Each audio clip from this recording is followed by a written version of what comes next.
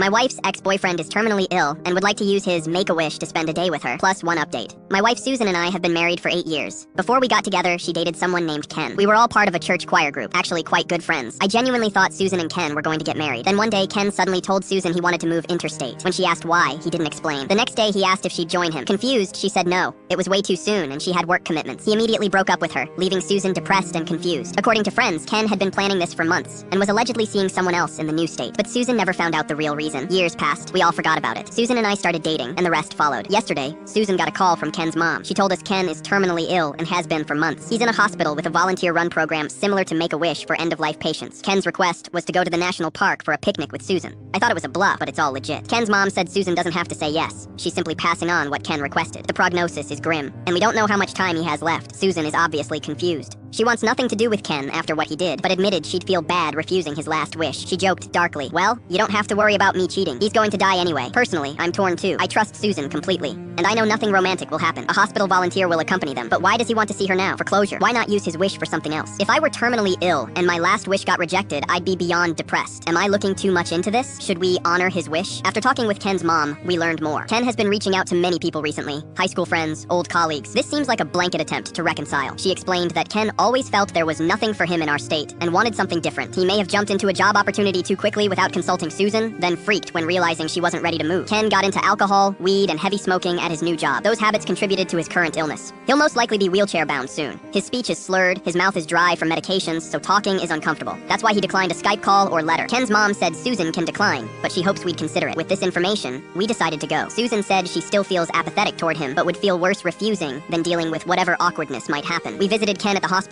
early in the morning. His mom stays with him overnight most days, so we brought her a care package. Warm socks, moisturizer, books, toiletries. She burst into tears receiving it. After a small catch-up together, I asked Ken if he wanted time alone with Susan. He said yes, so I left them for about 2 hours while I worked on my laptop. Here's what Susan learned. Ken had been working a low-paying job and felt stuck. He'd applied for an animation internship for fun, never expecting to actually get it. When they offered him the position, he had to move interstate immediately. He panicked because he hadn't planned anything. The "I won't get it anyway, so why prepare" mentality. He asked Susan to move with him, but left out the job details because the intern pay was even lower than his current wage. He was scared Susan wouldn't approve. He admitted it was stupid and apologized for being immature. After the breakup, he discovered the animation industry wasn't what he thought. There was constant crunch time. Him and other interns spending entire days in the office, even sleeping there. He turned to alcohol to cope with stress, which led to smoking and drugs. Everyone in the office drank, so it felt normal. He became a technical lead, but had zero social life or support, beyond colleagues who only socialized over drinks. He was in and out of hospitals with alcohol poisoning, but never sought help. He couldn't afford therapy while paying rent and funding his addictions. He made other bad decisions that got him arrested, fired, forced to find new jobs. His substance abuse led directly to his terminal illness, liver failure on top of kidney and heart issues.